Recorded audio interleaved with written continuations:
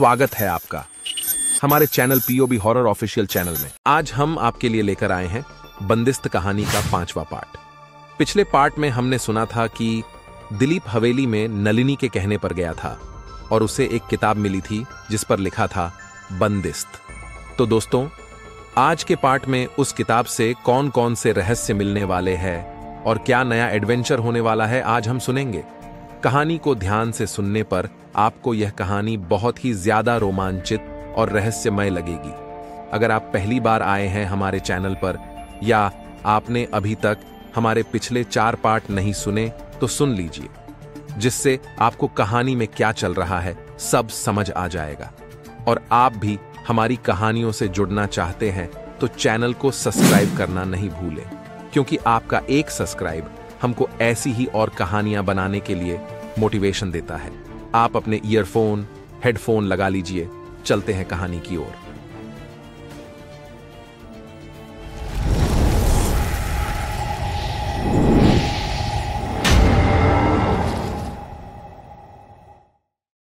मुझे अभी भी नहीं लगता कि दिलीप कुछ कर पाएगा, स्वराली ने कहा। दरअसल नलिनी भी यही सोच रही थी कि दिलीप को इसमें शामिल कर उसने गलती तो नहीं की। पर स्वराली, मुझे कुछ और सूझ नहीं रहा था। वह धनराज पाटिल के घर जाता रहता है, इसलिए उसे वहां के सभी कमरों के बारे में पता है और उस पर कोई शक भी नहीं करेगा। टेबल पर लैपटॉप खुला था। सर्च बार में हिस्ट्री ऑफ सामंतगढ़ दिख रहा था। नलिनी व स्वराली वे दोनों उसके बगल वाली कुर्सियों पर बैठी थीं। भले ही वे दोनों बातें कर रही थीं, लेकिन उनका ध्यान सामने स्क्रीन पर था। कुणाल अपने दाहिने हाथ की दोनों उंगलियों से माउस को स्क्रॉल कर रहा था। जंगल में बसा एक गांव, सरोजनी नदी, वही टेक्स्टस बार बार सामने आ रहे थे। अभय कुछ सामान लाने गांव में गया था। ये अभय अभी तक कैसे नहीं आया? नलिनी गांव में सामान खरीदने गया है, जाना फिर आना समय लगता ही है। इतनी जल्दी थी तो तुम क्यों नहीं गई उसके साथ? स्वराली ने चिढ़ाते हुए कहा। चुप! नलिनी ने स्वराली के सिर पर धीरे से मारा। उसकी इस हरकत से कुणाल के चेहरे पर मुस्कान आ गई। क्या तुम दोनों यहां ध्यान दोगी? कुणाल। स्वराली एक बार अपने सामने लैपटॉप को देखती और दूसरी बार नलिनी से बात करती। तभी उसकी नजर स्क्रीन पर गई और अचानक उसकी आंखें चमक उठी। रुकना रुकना। क्या?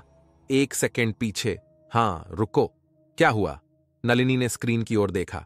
मधुकर आप्पा साहेब पाटिल आंखों के सामने गांव के बीचों बीच खड़ी 10 फीट की मूर्ति आई। पहली पंक्ति से पूरा पढ़ना।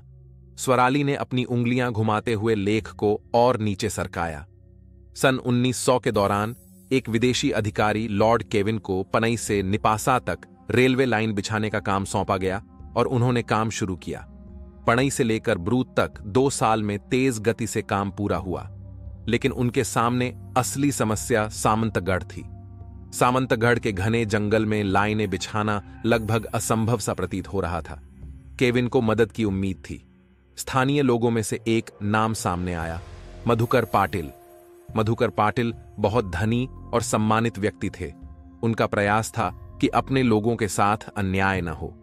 उन्होंने ही वहां के लोगों को सामंतगढ़ से रेलवे बिछाने के लिए प्रोत्साहित किया और रेलवे का काम पूरा होने तक वो केविन के साथ ही रहे। केविन अपनी एक किताब में लिखते हैं कि मधुकर पाटिल उनके खास और करीबी लोगों में से एक बन गए थे। लेख खत्म हो गया है। नीचे मोटे अक्षरों में लिखा था, यह जानकारी लॉर्ड केविन की पुस्तक से ली गई है। लेखक इसमें से किसी को भी सत्य या असत्य के रूप में समर्थन नहीं करता है। जावली का काम मार्ग के अगले चरण के बारे में पढ़ने के लिए एक लिंक प्रदान किया गया था। मधुकर पाटिल। नलिनी की आंखें जिज्ञासा और आश्चर्य के मिश्रित भाव को छिपा न सकीं। धनराज पाटिल के दादा, लेकिन उनका क्या संबंध है? स्वराली वर्तमान की कई बातों की जड़ें इतिहास की गहराई से रहती हैं और अक्सर हमें उसका पता नहीं चलता। लेकिन हमारे पास एकमात्र उपाय रहता है, एक जड़ को पकड़ो और खोदते जाओ।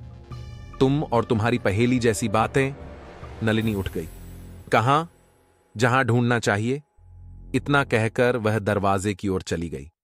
अरे रुको, मुझे भी आने दो। जैसे ही वे दोनों जाने लगी, क्या कोई मुझे बता सकता है कि तुम कहां जा रहे हो? कुणाल ने असमंजस में कहा। वो तो उसने मुझे भी नहीं बताया। स्वराली ने नलिनी के पीछे पीछे चलते बोली। कोई उत्तर न पाकर वह बैठ गया और अपने दोनों हाथ हवा में उठाए और नकारात्मक भाव से सिर हिलाया। यह लीजिए श्रीमान, आपकी घड़ी है। दुकानदार ने घड़ी अभय की ओर बढ़ा दी, जिसमें अभी नया सेल डला था। क्या यह चलने लगी? धन्यवाद, अभय ने घड़ी की ओर देखते हुए कहा, फिर उसे हाथ में पहना। कितने हुए? 20। मूलतः वह दुकान घड़ियों की नहीं थी।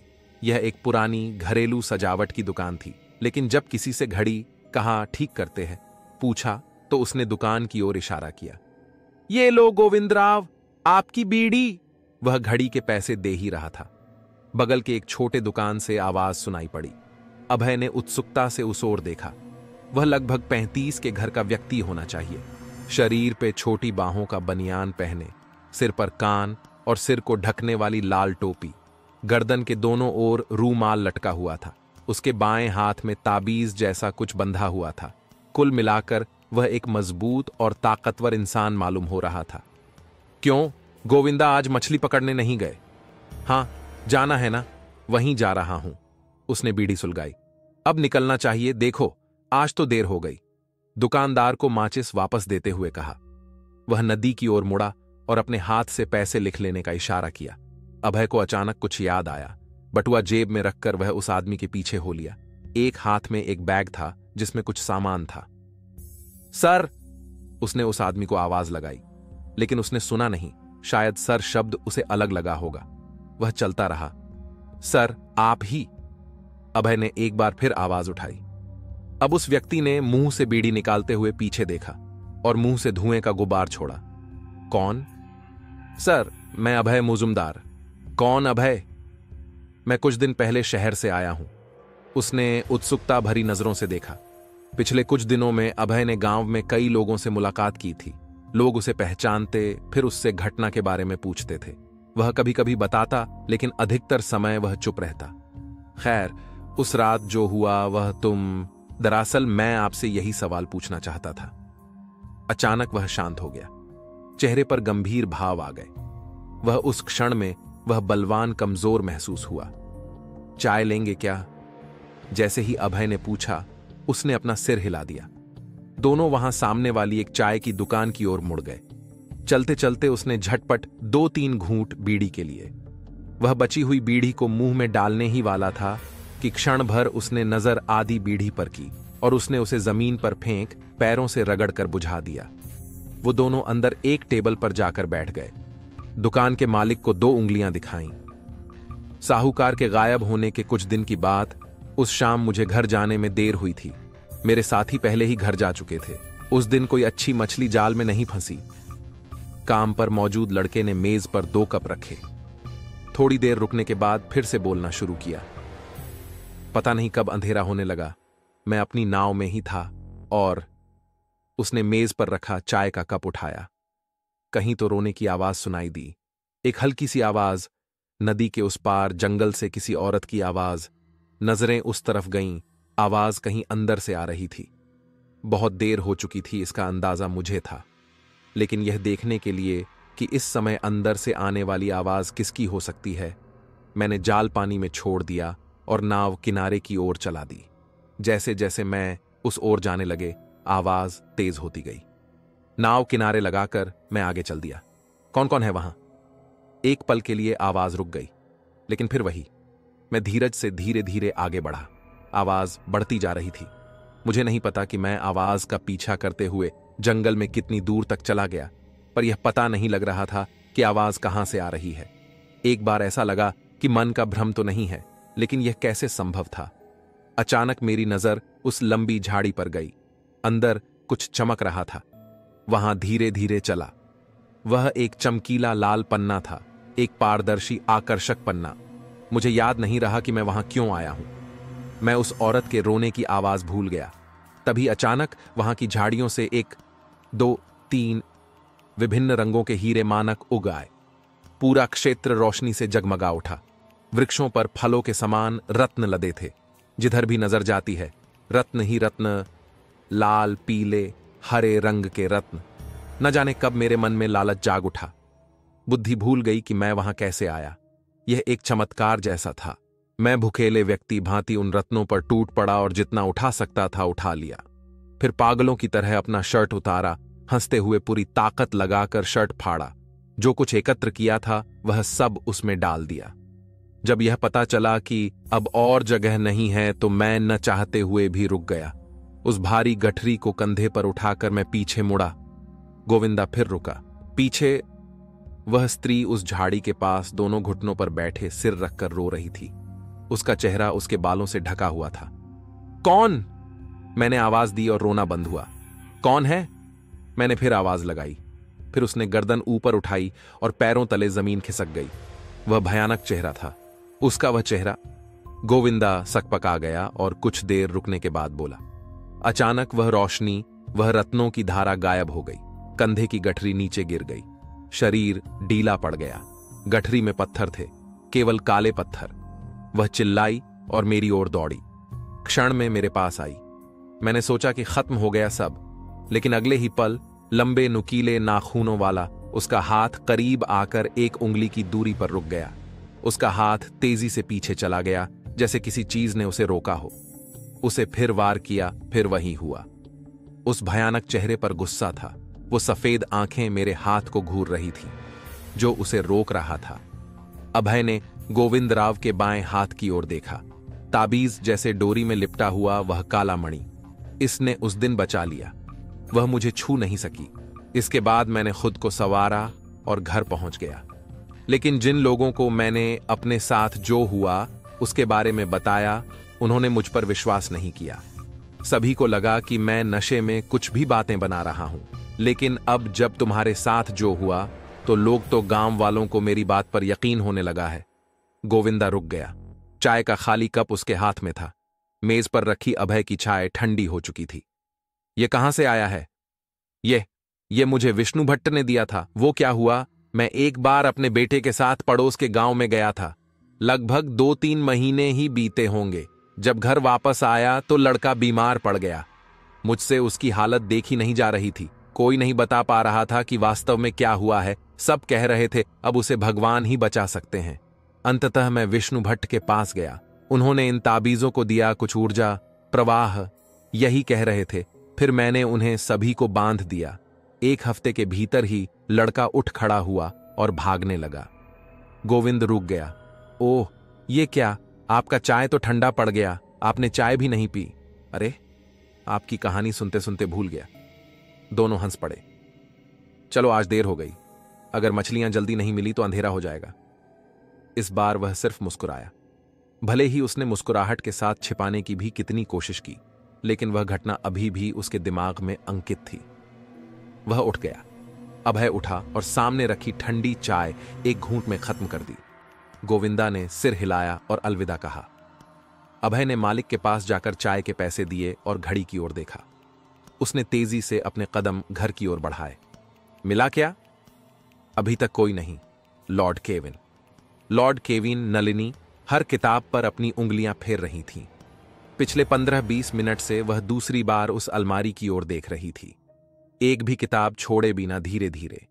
अलमारियां भरी होने के बावजूद उसे केविन की कोई भी किताब नहीं मिली। फिर वह तीसरी अलमारी की ओर मुड़ी और उसे वह नाम दिखाई दिया। लेखक का नाम केविन हॉर्निक था। अगली 2 किताबें उसी की थीं। स्वरा। उसका स्वर ऐसा था मानो उसे कोई चीज मिल गई हो। कुछ मिला? वह पीछे से उसके पास आई। नलिनी के हाथ में एक किताब खुली हुई थी। हां, लेकिन यह किताब किसी और जगह के बारे में है। उसका कोई उपयोग नहीं है। उसने स्वराली के हाथ में किताब रख दी और उस जगह से अगली किताब में निकाली। पुस्तक का शीर्षक था P2N। उसने किताब निकाली और हाथ में ले ली। इसमें क्या है? यह एक दैनिक डायरी की तरह है। हमारे गांव के बारे में कुछ। वही देख रही हूं। रुकना। P2N। उसने फिर से कवर की ओर देखा। नीचे नाम था पनैटू निपासा। हां, इसमें कुछ हो सकता है। वह पढ़ने लगी। 15 जनवरी 1900। आज मैंने ट्रैक का अगला चरण शुरू किया। जिस गति से मैं और मेरा साथी काम पूरा कर रहे थे वह भी धीमी हो गई है। वजह कुछ वैसी ही थी। बहुत घना जंगल, काटने के लिए मजबूत पेड़। इतने लोग काफी नहीं हैं। आगे पढ़ना। नलिनी के रुकते ही स्वराली ने कहा। 16 जनवरी 1900। 2 आज ट्रैक कार्य के लिए स्थानीय लोगों का उपयोग करने का निर्णय लिया गया, मगर पैसे का लालच देकर भी लोग जंगल काटने से मना कर रहे हैं। कईयों के व्यवहार से विद्रोह की भावना झलक रही थी। 17 जनवरी 1900। 2 लोगों ने पेड़ों की कटाई में बाधा डाली। बल प्रयोग के बावजूद लोग पीछे हटने को तैयार नहीं थे। आखिरकार पीछे हटना पड़ा। इसमें भी नहीं नलिनी। आगे देखो स्वराली। 18 जनवरी 1902। आज बल प्रयोग से काम नहीं हुआ। अंततः बोलने का निर्णय लिया। मैं आज उनके ग्राम नेता से मिला, कुछ मधुकर नाम उसका। नलिनी ने स्वराली की ओर देखा। आगे क्या लिखा है? नलिनी ने फिर पढ़ना शुरू किया। उन्हें परिवहन मार्ग का महत्व बताने में समय लगा, लेकिन वे समझ गए। वह व्यक्ति बुद्धिमान लग रहा था। अंत में उन्होंने सामंतगढ़ से मजदूरों की मदद और काम पूरा होने तक उनके साथ देने का वादा किया। 23 जनवरी 1902। काम शुरू हुए काफी दिन हो गए हैं। मधुकर पाटिल अब मेरे घनिष्ठ मित्र बन गए हैं। हालांकि एक दूसरे की भाषा अलग होने से समझने में थोड़ा समय लगता है, लेकिन दिन जल्दी बीत जाता है। नलिनी ने अगले कुछ पन्ने पढ़े। 13 फरवरी 1902। आज काम करते समय एक मजदूर को एक लाल बक्सा मिला, एक मजबूत धातु का बक्सा। केंद्र में एक षटकोणीय आकार का रत्न रखा गया था। बक्सा धूल से ढका हुआ था, लेकिन बक्से की कोई चाबी नहीं थी। आखिरकार करीब 2.5 घंटे की मशक्कत के बाद ताला तोड़ा गया। बॉक्स बनाने वाले की बड़ी अच्छी कारीगरी थी। पानी या धूल की एक भी बूंद अंदर न जाए, यह सुनिश्चित करके पूरा ध्यान रखा था। अंदर एक किताब थी, तो स्थानीय भाषा में होने के कारण समझ में नहीं आई। मैं अब इस पाए गए बॉक्स को अपने संग्रह में जोड़ने की योजना बना रहा हूं। उस पर लगा वह षटकोणीय आकार का रत्न अवश्य ही बहुमूल्य होगा। लेकिन मधुकर ने उस किताब को देखा और एक अलग इच्छा व्यक्त की। वह उस किताब को रखना चाहता था। वह मेरा खास दोस्त है। आखिर मैंने उससे पूछा, ऐसा क्या है? इसमें उसका जवाब था कि यह हमारे गांव का इतिहास है। मुझे उस गांव में कोई खास दिलचस्पी नहीं है, लेकिन डिब्बे पर रखा वह रत्न मेरे संग्रह का गौरव था। इसलिए उसने अपने ऊपर का रत्न उतारकर बक्सा उसे दे दिया। और वैसे भी रत्न के बारे में सर हेनरी को पता चला तो वे इसकी मांग करेंगे। 14 फरवरी 1902। आज नलिनी ने अगले कुछ पन्ने पढ़े और सामंतगढ़ अध्याय खत्म करने के बाद उसने किताब बंद कर दी। स्वराली, तुम्हें क्या लगता है उस किताब का इतिहास क्या होगा? पता नहीं, पर हम जो ढूंढ रहे हैं वो नहीं मिल रहा। कौन होगी वो औरत? उसका जिक्र कहीं तो होगा, किसी को तो पता होगा। वे दोनों निराश हुई, उन्हें कुछ भी नहीं मिला था। चलो लड़कियों, स्कूल छूटे हुए 10 मिनट हो गए हैं, मुझे भी घर जाना है। सर की आवाज आई। उसने किताब फिर से रख दी। यदि तुम्हें कुछ न मिले तो कल आना। फिर सर की आवाज आई। हां सर, नलिनी ने कहा। चलो, देर हो गई है। दोनों लाइब्रेरी से बाहर आई। स्कूल से निकलने के बाद दोनों अपने घर चली गई। जब नलिनी घर पहुंची तो देर हो चुकी थी। सुबह से कहां गायब थी? मां ने उसे देखते ही पूछा। स्वराली के साथ थी मां। पूरे दिन तो घर पर रहती नहीं हो, इन्होंने उसे सिर पर बिठा लिया है। मेरी तो कोई सुनता नहीं। जब वह कमरे में दाखिल हुई तो तन्मय वहीं था, कुछ लिखने का काम कर रहा था। रात में भोजन के बाद वे दोनों सोने चले गए। उसने सोते हुए तन्मय से पूछा, क्या तुम दिलीप से मिले? नहीं, वो आज स्कूल नहीं आया था। क्यों? पता नहीं। फिर वो आगे कुछ नहीं बोली। फिर क्या हुआ? उसके बाद क्या हुआ यह तो नहीं कहा जा सकता, लेकिन हमें छुट्टी मिल गई। कुणाल मुस्कुराया। स्वराली काफी देर तक बैठी उनकी बातें सुनती रही। उसके हाथ में उसका पसंदीदा छोटा चाकू था, जिसका बटन दबाने पर नुकीली सतह अंदर से बाहर आ जाती। एक्सक्यूज मी, यदि आप दोनों के बीच कोई बहुत महत्वपूर्ण और गंभीर बातचीत खत्म हुई हो तो क्या कोई मेरी मदद कर सकता है? कमरे में आते अभय ने कहा। उसके दोनों कंधों पर पानी के 2 बड़े जार थे। बिस्तर पर एक पैर मोड़कर बैठे कुणाल ने चाकू मेज पर रखा और खड़ा हो गया। स्वराली सामने बैठी थी। रुकना! उसने दाहिने कंधे का जार पकड़ा और उसे नीचे कर दिया। हालांकि सुबह के 9:30 बज चुके थे, नलिनी अभी तक नहीं आई थी। ये नलिनी कहां रह गई? क्या पता, अभी तक तो आ जाना चाहिए था। अच्छा स्वराली, क्या ये विष्णु भट्ट कहां मिलेंगे? क्या वे इस समय घर पर होंगे? क्या हुआ? उसने दोनों जार दीवार से टिका दिए। पीछे मुड़कर उसने स्वराली की ओर देखा और कहा, मुझे जंगल में जाने का रास्ता मिल गया है। रास्ता? क्या तुम पागल हो? वहां जाना खतरनाक है। हम बचपन से ही उस जंगल में खोए हुए लोगों की कहानियां सुनते आ रहे हैं, और यदि तुम उसमें जाते भी हो तो जंगल का भूल भुलैया बाहर आने देगा, और अंदर वह होगी। स्वराली 2-3 सेकंड के लिए रुकी। वह वहीं कहीं है, दिन में वहां छिपकर रात में शिकार करती है। तुम उससे कैसे बचोगे, और तुम उसे जानते हो। उसने पूरी बात सुनी और कुछ देर चुप बैठा रहा। फिर उसने अपने बैग से एक गोल वस्तु निकाली और उसके सामने रख दी। कंपास? स्वराली ने कहा। हां कंपास, तुम्हारे एक सवाल का जवाब। ओह, सवाल यह है ही नहीं। अभय कुछ कहने ही वाला था कि कुणाल ने कहा, स्वराली कल अभय गांव में गया था, वहां उसकी मुलाकात मछुआरे गोविंद से हुई। और फिर कुणाल ने स्वराली को वह सारी घटना बताई जो अभय ने उसे बताई थी। अपनी बात खत्म करने के बाद अभय ने कहा, और इसीलिए मैं तुमसे विष्णु भट्ट के बारे में पूछ रहा हूं। वे कुछ जानते होंगे। उन्होंने ही वह तावीज दिया था।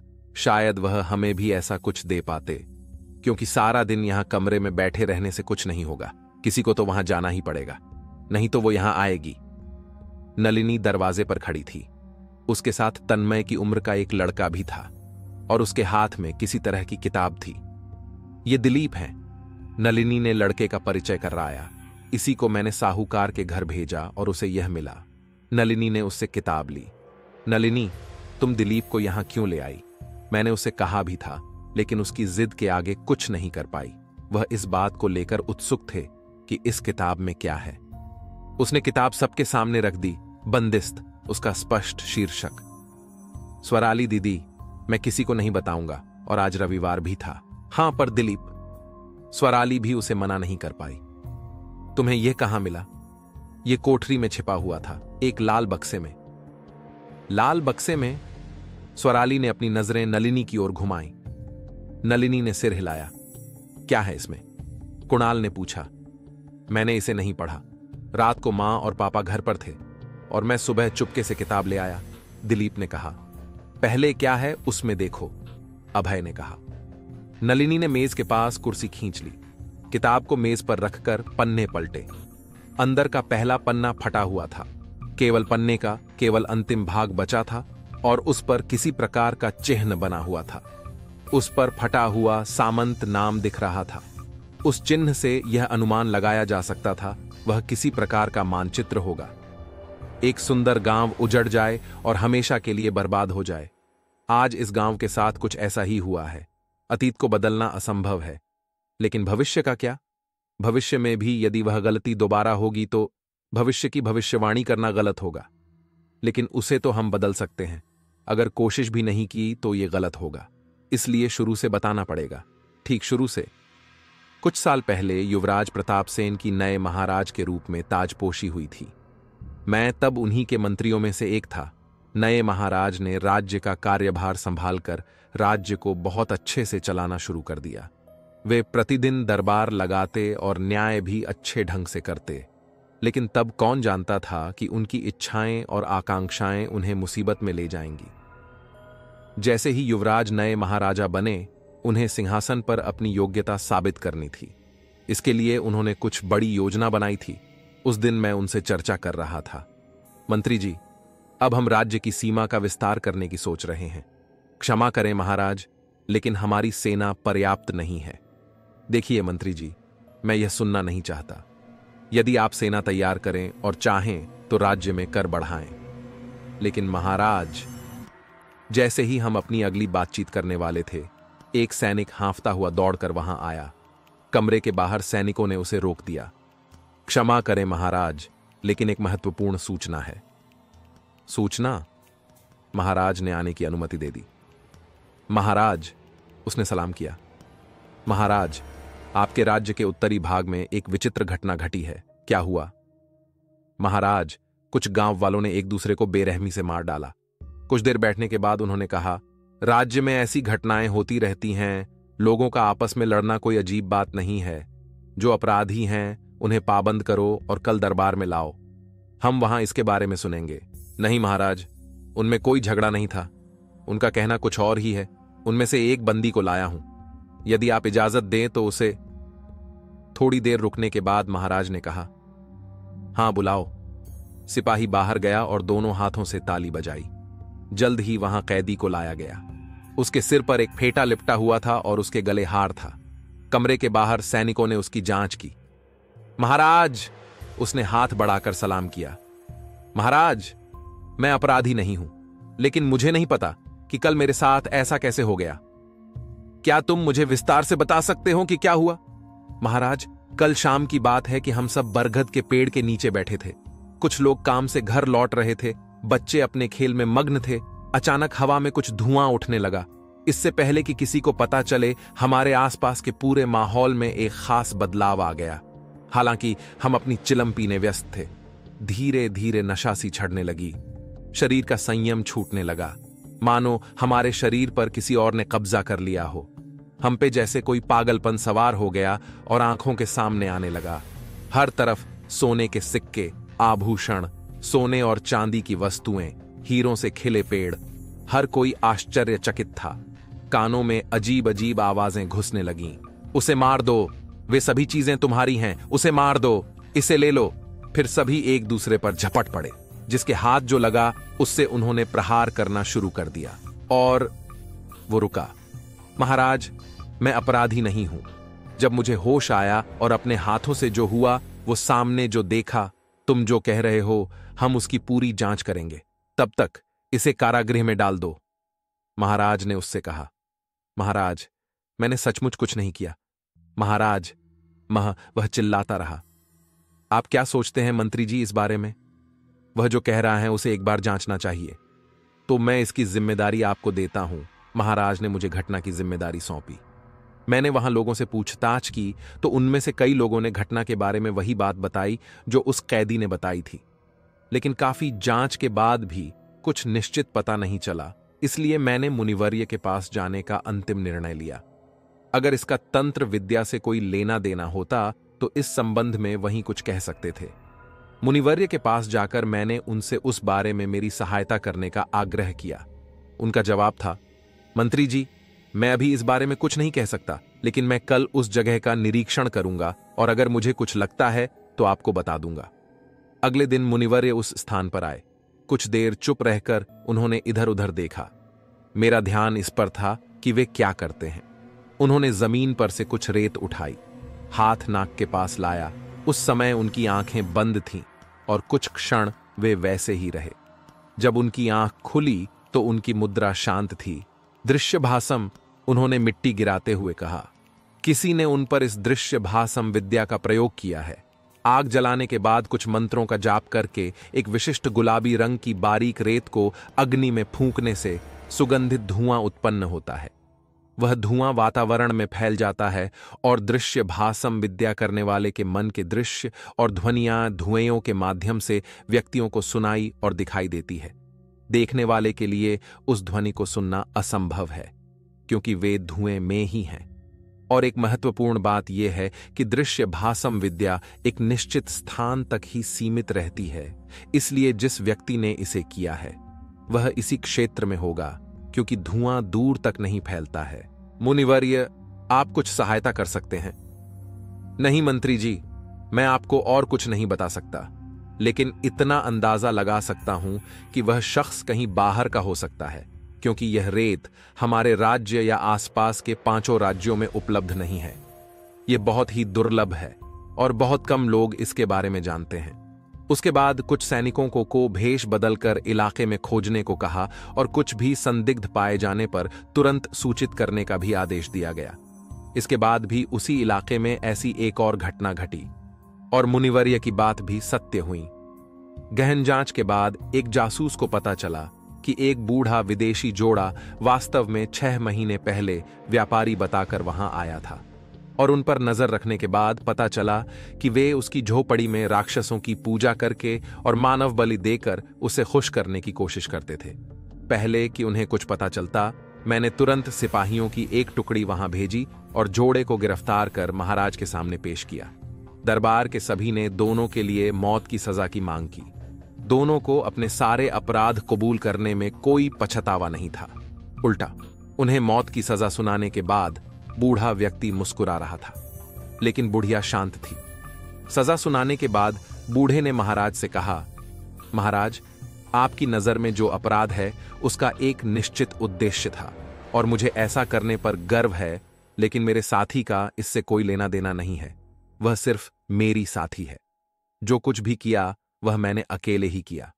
मैं आपसे अनुरोध करता हूं कि उसे जाने दें, और यदि वह बच गई तो यह आपके बहुत काम आएगा, विशेष रूप से सभी 5 पड़ोसी राज्यों को जीतने के लिए। उसने जो कहा वह कोई मायने नहीं रखता था। उन दोनों के लिए मौत सही सजा थी, और मैंने सोचा कि महाराज वही करेंगे जो सही होगा, लेकिन महाराज ने वो किया नहीं। बूढ़े व्यक्ति के अंतिम शब्दों ने महाराजा के मन में महत्वाकांक्षा जगा दी। उस दरबार में वो उनके आखिरी शब्द थे, इस बूढ़े को फांसी दो और उस बुढ़िया को कारावास में डाल दो। जैसे ही दरबार समाप्त हुआ, बूढ़े व्यक्ति को मौत की सजा सुनाई गई और बूढ़ी औरत को महल के निचले हिस्से में कैद कर दिया गया।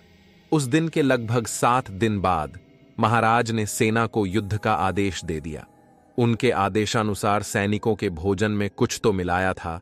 महाराज से उस बारे में पूछने पर उन्होंने चेतावनी दी कि फिर कभी वो जो भी करे उस पर सवाल उठाना अच्छा नहीं होगा। अगले दिन सेना ने योजनानुसार आक्रमण किया और आश्चर्यजनक रूप से सेना की विजय हुई। पड़ोसी राज्य को हराकर लूटा गया, धन राज्य के खजाने में जुड़ गया। कुछ पूछताछ के बाद मुझे पता चला कि पिछले दिन महाराज ने कारागृह में उस महिला से मुलाकात की थी और उस बुढ़िया ने वह पदार्थ मांगकर उस पर कुछ तंत्र मंत्र किया था। उस दिन से महाराज बिल्कुल बदल गए। वह धीरे धीरे राज्य दरबार में बैठकों को टालने लगे और पूरा दिन अपने कमरे में ही बिताने लगे। उन्होंने मंत्रिमंडल से कुछ परामर्श लेना छोड़ दिया था। धीरे धीरे वह बीमार रहने लगे और समय के साथ उनकी तबीयत बिगड़ने लगी। हद तो तब हो गई जब उन्होंने बिना कोई कारण बताए भगवान महादेव के मंदिर को नदी के पश्चिम दिशा में ले जाने को कहा। मुझे अंदाजा हो गया था कि कुछ गड़बड़ है और फिर उस दिन उस कारागृह में जाने का फैसला किया। मैं महल के मुख्य कक्ष से कारागृह की ओर मुड़ गया। पुराने महाराज ने अलग से कारागृह न बनाकर तहखाने में ही एक बड़ा मजबूत कारागृह बनवाया था। मैं सीढ़ियों से नीचे उतरा, सामने के एक लंबे संकरे रास्ते होकर आगे गया। यहां सूरज की रोशनी का नामो निशान भी नहीं था, इसीलिए इस कारागृह की चर्चा हर जगह थी। न जाने कितने कैदियों को वहां यातनाएं दी गईं और कितने अपराधियों का अंत वहां हुआ था। प्रकाश व्यवस्था के रूप में जगह जगह मशालें जल रही थीं। मैं मजबूत लोहे की सलाखों से बने प्रवेश द्वार तक चला गया। पहरेदार ने मुझे देखते ही द्वार खोल दिया। अंदर जाते ही उससे पूछा, कहां है वह? उसने मुझे उस दिशा में दर्शाया। एक एक बंदीगृह पार करता मैं वहां पहुंचा। वहां मौजूद सिपाही को इशारा किया। उसने लोहे के सलाखों पर अपना भाला मारा। आवाज हुई, लेकिन कोई हलचल नहीं हुई। मैंने अपने हाथ से उसे एक तरफ हटने को कहा। मशाल की रोशनी जेल के आधे हिस्से तक ही पहुंची, लेकिन आगे अंधेरा था। उस अंधेरे में मुझे कुछ दिखाई नहीं दे रहा था। मैंने अंधेरे को चीर कर अंदर देखने की कोशिश की। तभी उसका चेहरा बिजली की तरह उस अंधेरे से बाहर आया। वह मुस्कुरा रही थी। तुमने देर कर दी आने में, उसकी कर्कश आवाज आई। बहुत देर हो चुकी है, अब तुम कुछ नहीं कर सकते, कुछ भी नहीं। बंद दीवार में वो आवाज गूंज उठी। वह फिर जोर से हंस पड़ी। वह जानती थी कि मैंने ही उन दोनों को बंदी किया था। क्या किया तूने? मेरे चिल्लाने से उसे कोई फर्क नहीं पड़ा। उसने कुछ नहीं कहा और कोई गाना गुनगुनाते हुए फिर से हंसने लगी। दुनिया की नजर में वह महाराज की बंदी थी, लेकिन वास्तविकता अलग थी। वह धीरे धीरे वापस अंधेरे में छुप गई। फिर उसका गुनगुनाना बंद हो गया। शांतता। तभी किसी चीज के खुरचने की आवाज आई। मैं शीघ्रता से उस कारागार से बाहर निकला और सीधे मुनिवर्य के पास गया। उनका ध्यान समाप्त होने तक इंतजार करना पड़ा। अपना ध्यान समाप्त करने के बाद उन्होंने कहा, मंत्री जी, क्यों आना हुआ? मुनिवर्य। झुककर दर्शन करने के बाद मैंने उन्हें सारा हाल बताया। उनकी मुद्रा तब भी शांत थी। किसी भी स्थिति में शांत मुद्रा बनाए रखना कठिन है। जैसे ही मैंने उनसे अनुरोध किया, वे एक बार फिर मेरे साथ आने को तैयार हो गए। महल में आते ही मुनिवर्य सबसे पहले महाराज के कक्ष में गए। महाराज की तबीयत बहुत खराब थी। मुनिवर्य को देखकर महाराज का व्यवहार अचानक बदल गया। किसी कारणवश वे उनसे डरने लगे। उन्होंने कहा, इसे यहां कौन लाया? बाहर निकालो। वे चिल्लाने लगे, लेकिन वे हिल तक नहीं पा रहे थे। उनके शरीर में कोई ताकत नहीं थी। प्रताप सेन, तुमने गलती की है। तुम इस गलतफहमी में थे कि तुमने उसे बंदिस्त किया है, जबकि वास्तव में उसने तुम्हें बंदिस्त किया है। तुमने मंदिर का स्थान बदलकर बहुत बड़ी गलती की है। मुनिवर्य ने कुछ देर रुककर कमंडल से जल लिया, और जैसे ही उन्होंने जल छिड़का तो महाराज सुध-बुध खो गए। वे दर्द से चिल्लाने लगे। किसी काली शक्ति ने उन पर कब्जा कर लिया था। कुछ ही देर में उसके कान, नाक और मुंह से काला धुआं निकलने लगा। यह बेहोश हो गया है, थोड़ी देर बाद होश में आ जाएगा, मुनिवर्य ने कहा। एक पल की भी देरी किए बिना वे सीढ़ियों से नीचे उतरे और सीधे उस कारागृह की ओर मुड़ गए। हम उस बुढ़िया के कारागृह के सामने थे। मुनिवर्य ने वहां के एक सिपाही पर नजर डाली। उसे इशारा समझा। उसने उन मोटी लोहे की सलाखों पर प्रहार किया। टण, लेकिन शांति। अंदर कोई हलचल नहीं हुई। मैं इस स्थिति को जानता था, वह अंदर ही छुपी होंगी। लेकिन काफी देर तक शोर मचाने के बावजूद अंदर कोई हलचल नहीं हुई। आखिरकार सैनिक ने मोटे लोहे के दरवाजे को खोला। वह हाथ में मशाल लेकर धीरे धीरे अंदर दाखिल हुआ। उसके कांपते हाथ में कांपती मशाल की रोशनी भीतर फैलने लगी। वह अंदर सो रही होगी। मशाल की रोशनी में उसके लंबे नुकीले नाखून वाले पैर फर्श पर रेंग रहे थे। उसने अपने भाले से उसे हिलाया, लेकिन नहीं, कोई हलचल नहीं। अब उसका पूरा फैला हुआ शरीर दिख रहा है। लगा अब वह अचानक उठेगी और उस पर झपट जाएगी, लेकिन ऐसा कुछ नहीं हुआ। उसने धीरे से उसके कंधे को पकड़ा और उसे पीठ के बल लिटा दिया, और सामने था एक बेजान शरीर। खून से लटपट हाथ की पहुंच के भीतर एक लंबी तेज सुरी पड़ी हुई थी। हाथ पर लगे घाव का खून चारों तरफ फैल चुका था, जो जमने लगा था। सिपाही पीछे हट गया, फिर कांपते हाथों से आगे बढ़ा, नाड़ी देखी और नकारात्मक में सिर हिलाया। बहुत समय बाद मुनिवर्य ने अपनी चुप्पी तोड़ी। वही हुआ जो नहीं होना चाहिए था। मंत्री जी, वह अपने काम में सफल हो गईं। मानवीय शक्तियां शरीर के बंधन से सीमित होती हैं, लेकिन शरीर के बंधनों से मुक्त होने के बाद असीमित हो जाती हैं। वे क्या कह रहे थे वह समझ नहीं आ रहा था, परंतु इतना समझ आया कि उसने वह शरीर जानबूझकर छोड़ा था। उसने एक आखिरी बचा बलि चढ़ा दिया। किसका? खुद का। मुनिवर्य अब कुछ उपाय? नहीं मंत्री जी, अब बहुत देर हो चुकी है। वह अपनी योजना में सफल हो गई है। आने वाली अमावस्या पर वह सर्वशक्तिमान हो जाएगी, लेकिन उससे पहले पूर्णिमा के रात उसकी शक्ति सबसे कम होगी।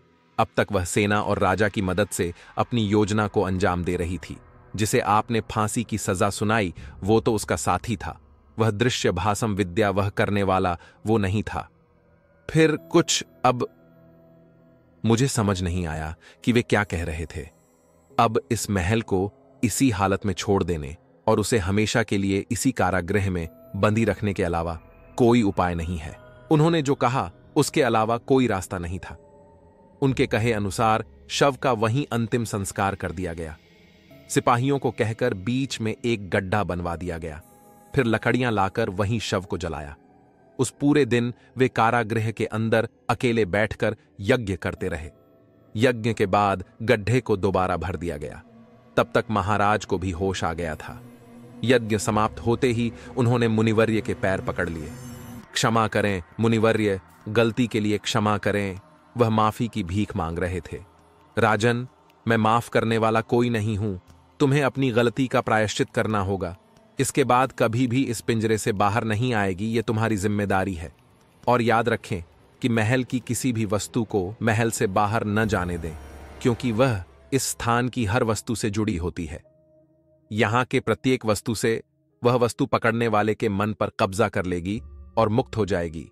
और यदि वह मुक्त हो गई तो उसे रोकना कठिन है। मुनिवर्य की आज्ञानुसार महाराज और उनके साथ सभी सेवक सेविकाएं महल से बाहर आ गए, बिना कुछ लिए। महल का सारा खजाना महल में ही छोड़ दिया गया। महल का दरवाजा सभी के लिए हमेशा के लिए बंद कर दिया गया। धीरे धीरे वहां के सभी लोग नदी के दूसरी ओर शरण लेने लगे। अंततः महाराज ने भी पश्चिम की ओर शरण ली, लेकिन इसके बाद वे अपना कर्तव्य कभी नहीं भूले। चूंकि गांव चारों तरफ से जंगल से घिरा हुआ है, पड़ोसियों के कई हमलों के बावजूद जंगल के कारण हम हमेशा विजयी होते हैं। लेकिन पड़ोसी गांवों को उन राज्यों ने पुनः जीत लिया है। किसी को भी महल में प्रवेश करने से रोकने के लिए वहां पहरेदार रखे गए थे। उनके अनुसार रात के समय उस महल से जोर जोर से चीखें आती थीं, किसी के बाहर निकलने के लिए जूझने की आवाजें। लेकिन धीरे धीरे जंगली पेड़ बड़े हो गए। जल्द ही पूरे महल को जंगल ने निगल लिया। अब कोई पहरेदार नहीं, जंगल ही महल की रक्षा करता है। वहां पहुंचने का एक ही रास्ता है। महाराज के निधन के बाद लोग धीरे धीरे इस घटना को भूलने लगे हैं। मेरी भी जिंदगी अब ज्यादा नहीं बची है, लेकिन अगर भविष्य में वह फिर से मुक्त हो गई तो यह एक आखिरी प्रयास है, ताकि लोगों को कम से कम यह तो पता चले कि वह बुढ़िया कौन है। नलिनी ने किताब का आखिरी पन्ना पढ़ा। आगे कुछ नहीं था। फिर उसने बोलना शुरू किया। यह किताब मधुकर पाटिल को मिली और उन्होंने इसे पढ़कर वही किया जो सही था। उन्होंने किताब किसी को नहीं दी ताकि किसी को खजाने का लालच न हो, लेकिन धनराज को वह किताब कहीं से मिल गई जो कई वर्षों से उनके महल में थी। और फिर उन्होंने योजना शुरू की। चूंकि वो यह काम अकेले नहीं कर सकता था, इसलिए उसने विषम की मदद ली और दोनों ने योजनाएं भी बनाई। लेकिन ऐन मौके पर धनराज को विषम के नियत पर संदेह हुआ। उसने बिना किसी को कुछ बताए दिन के उजाले में जाने का फैसला किया, स्वराली ने कहा। उसके बाद गांव में एक के बाद एक घटनाएं शुरू हो गईं और उस पूर्णिमा की रात विशंभ वहां गया, क्योंकि वह जानता था कि पूर्णिमा की रात उसकी शक्ति कम थी और वह अभी कमजोर है। अभय बोला। जो बात उस कमरे में सभी जानते थे, वह गांव में कोई नहीं जानता था। कुणाल ने बीच में कहा, ओह, तुम्हें समझ नहीं आ रहा। इस किताब में लिखा कोई भी उसका कुछ नहीं कर सकता। उसे हराना असंभव है। असंभव नहीं, कठिन है। नलिनी ने फिर उस किताब के शब्द पर जोर देते हुए कहा। विशंभ उस महल में गया हुआ था। इसका मतलब है कि वह किसी तरह की तैयारी के साथ गया होगा। उसका पूरी तरह से विनाश ही इस गांव को बचाने का एकमात्र उपाय है। नलिनी के रुकते ही अभय ने कहा, अभय, लेकिन महल का नक्शा तो किसी ने पहले ही फाड़ दिया है और उसके बिना जंगल में जाना। अचानक नलिनी को कुछ याद आया। उसने विशंभ के घर से मिले कागज और किताब से फटा हुआ नक्शा मिलाया। ऐसा करते ही वह आयताकार चिन्ह पूरा हो गया, यानी कि विशंभ यही नक्शा छाप रहा था। स्वराली, यह किताब विशंभ के पास कुछ दिन होगी, लेकिन यह चिन्ह है किसका? कुणाल ने चिन्ह की तरफ इशारा करते हुए कहा। आयताकार चिन्ह और उसमें से गुजरने वाली सांपों जैसी रेखाएं। पुल, नलिनी ने ध्यान से देखते हुए कहा। तो यह घुमावदार रेखा एक नदी है, अभय, और इस पुल के ऊपर से पूर्व की ओर जाने वाली सड़क। हालांकि उन सभी के पास पूरा नक्शा नहीं था, फिर भी जब उन्हें कुछ मिला तो सभी के चेहरे पर चमक आ गई। यह महल विश्वनाथ पर्वत श्रृंखला में कहीं पूर्व दक्षिण की ओर उन्मुख है। महल की संरचना भौगोलिक दृष्टि से रक्षात्मक थी। नलिनी और स्वराली, तुम दोनों अब घर जाओ। हम अब विष्णु भट्ट के पास जा रहे हैं। अगर तुम जाओगे तो उन्हें शक हो जाएगा। किसी को शक नहीं होना चाहिए। और हां, दिलीप, जो इतनी देर से चुपचाप बैठा उनकी बातचीत सुन रहा था, सभी की निगाहें उस पर टिकी। मैं क्या? नहीं, मैं किसी को नहीं बताऊंगा। मुझे तो कुछ पता ही नहीं। हां, हमें अब निकलना चाहिए। स्वराली। सबसे पहले दिलीप घर से बाहर निकला। जल्द ही नलिनी और स्वराली उसके पीछे पीछे बाहर निकली। उसके बाद अभय और कुणाल भी घर से निकल गए। 2 बज रहे थे। जाते समय अभय ने सारे दरवाजे बंद कर दिए और अच्छी तरह से ताला लगा दिया। वे विष्णु भट्ट के घर के सामने पहुंचे। घर के बाहर जूते उतारने से पहले उसने आवाज लगाई, घर में कोई है? आवाज सुनकर मालती ने दरवाजा खोला। कौन? मैं अभय हूं। यह मेरा दोस्त कुणाल है। क्या भट्ट जी घर पर हैं? उनके पास काम था।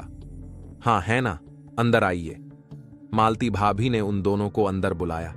सुनिए, कौन आया है देखिए। कौन? विष्णु भट्ट भगवान के सामने बैठकर अपने काम में तल्लीन थे। उन्होंने बिना पीछे देखे ही कहा, मैं अभय।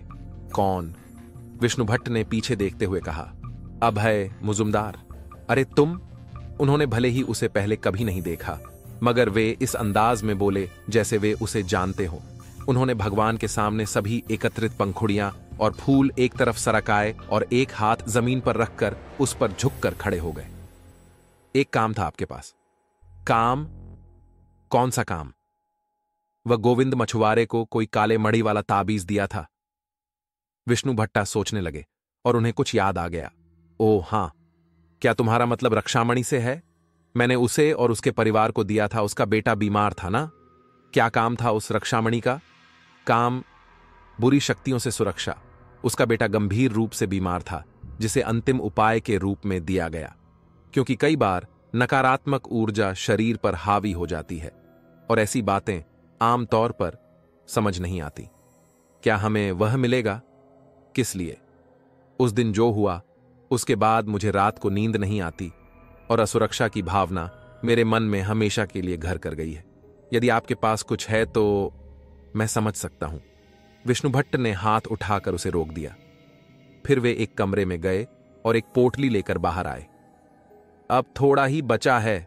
उसने थैली में हाथ डाला और 3 लाल रंग की रस्सियां निकाली।